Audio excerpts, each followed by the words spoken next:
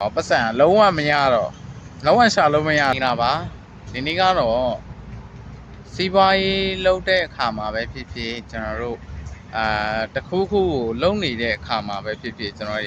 လမိုင်းကတ်တယ်ဆိုတာရှိတယ်နော်အဲ့ဒါလေးကျွန်တော်နည်းနည်းပြောပြပေးမယ်ကျွန်တော်ကိုယ်တိုင်လည်းကြုံတွေ့ခဲ့ရတဲ့အရာလေးဆိုတော့လေနော်အဲ့ဒါလေးနည်းနည်းပြောပြပေးမယ်အဲ့ဒါကကျွန်တော်ဘာလဲဆိုလို့ရှိရင်ကျွန်တော်အရင်တုန်းကကျွန်တော်စာအုပ်တုပ်ဖတ်ပူတယ်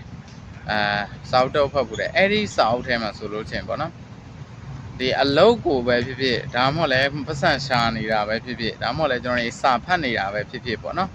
အဲ့လိုမျိုးစာဖတ်တာတခုခုကိုလုပ်နေတာပေါ့နော်ငွေရှာတာပဲဖြစ်ဖြစ်ပေါ့နော်အဲ့ဒီလိုမျိုးကျွန်တော်တခုခုကိုလုပ်နေတဲ့အချိန်မှာကျွန်တော်လမိုင်းကတ်တယ်ဆိုတာမျိုးကြုံတွေ့ရလိမ့်ရှိတယ်အဲ့ဒါဘာလဲဆိုလို့ချင်းကျွန်တော်တို့ကျွန်တော်ကိုယ်တိုင်အရင်တုန်းကအဲ့ဒီစာအုပ်ကိုစပြီးတော့ဖတ်ပြီးတဲ့အခါကျမှကျွန်တော်အဲ့ဒီမှာစာအုပ်ထဲမှာပါတယ်အဲ့ဒီຢာတစ်ချက်လေးသွားပြီးတော့တတိရတယ်ပေါ့နော်အဲ့ဒါကဘာလဲဆိုလို့ချင်းဘယ်လိုပြောမလဲအောင်မြင်မှုကိုစာလောင်တာပေါ့နော်အောင်မြင်မှုစာလောင်သွားတာအောင်မြင်မှုကြိုက်သွားတာအောင်မြင်တာကကြိုက်နေတာအဲ့လိုမျိုးနော်တခုခုလုံးနေတယ်ဒါမှမဟုတ်လေကျွန်တော်ငွေရှာတယ်ပေါ့နော်ငွေရှာတဲ့ခါမှာတစ်ခါလေရတယ်9000ရလိုက်1000ရလိုက်2000ရလိုက်အဲ့လိုမျိုးရရင်တဲ့ခါကြတော့ကျွန်တော်ဘာဖြစ်လာလဲဆိုတော့ဒီပတ်စံရလာတဲ့အခါကိုကျွန်တော်ကြိုက်လာတာနော်လက်ရှိဒီရဲ့အောင်မြင်မှုကိုသဘောကျတာ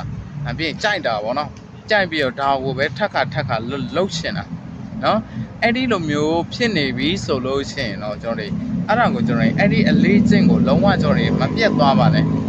ပြတ်သွားလို့ရှိရင်အစားပြန်လို့ရအရန်ခတ်တယ်အဲ့တော့ကျွန်တော်လုံးဝမပြတ်သွားနဲ့တစ်ခုပြီးတစ်ခုငွေရှာတယ်ဆိုလို့ရှိရင်ဒီကနေငွေရပြီလားဒါပြီးဆိုနောက်တစ်ခုမှထက်ရှာနောက်တစ်နေရာမှာထက်ရပါတော့ဒီလိုမျိုးတဲ့ကျွန်တော်ပတ်စံများရအောင်ကျွန်တော်လုပ်လို့လမိုင်းကတ်တယ်ဆိုတဲ့အခါမှာကြတော့လေဘယ်လိုမျိုးလဲဆိုတော့ဥပမာကျွန်တော်လေ့ကျင့်ခန်းလုပ်တဲ့အခါမှာဆိုလို့ရှိရင်လားအချိန်ရလာတာဗောနော်အချိန်ရလာပြီးတော့ဒီရဲ့ဟာကိုကျွန်တော်အမြဲတမ်းလုပ်ဖြစ်သွားတာဟုတ်လားအချိန်ရပြီးတော့ဥပမာစာအုပ်ဖတ်မယ်ဆိုလို့ရှိရင်ပုံမှန်ကိုလောက်ထားတာကနော်ပုံမှန်ကိုယူဆလာတာဒီစာမျက်နှာ9မျက်နှာလောက်ပဲကိုဖတ်မယ်ဒါပေမဲ့9မျက်နှာပြီးသွားတဲ့ခါကျတော့ဘာပြန်ဖြစ်လာလဲဆိုတော့ဆက်ပြီးတော့ဖတ်ရှင်တာဆက်ပြီးတော့ဖတ်ရှင်တယ်လမိုင်းကတ်သွားတာဗောနော်လမိုင်းကတ်သွားတာထပ်ပြီးတော့အဲ့လိုမျိုးထပ်ပြီးတော့လှုပ်ရှင်တာနော်အဲ့ဒီလိုမျိုးဖြစ်တယ်အဲ့တော့ဒါကလည်းအရန်ကောင်းတဲ့အရာလေးလည်းဖြစ်တယ်ကျွန်တော်ဆောင်းနာတော့ပြောခဲ့တဲ့အတိုင်းပဲကျွန်တော်ကိုယ်တိုင်လည်း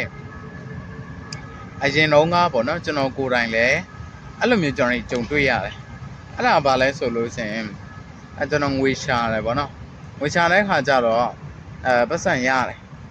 ပတ်စံရတဲ့ခါကျဘယ်လိုမျိုးပတ်စံရလာလဲဆိုတော့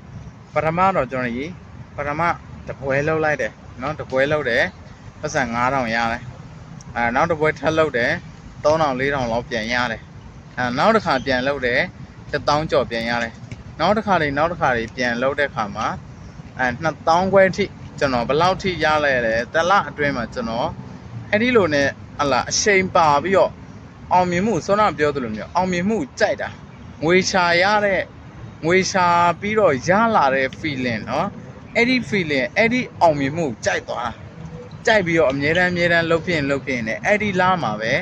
ကျွန်တော်မှတ်ရအဲ့ဒီလားမှာပဲဘတ်ငွေ3000ခွဲအထိကျွန်တော်ရှာနိုင်ခဲ့တယ်เนาะအဲ့တော့ကျွန်တော်တို့ဒီမှာဟလာအဲ့ဒီခါလဲပြီးတော့အပြင်ကိုထွက်သွားပတ်စံလုံးဝမရတော့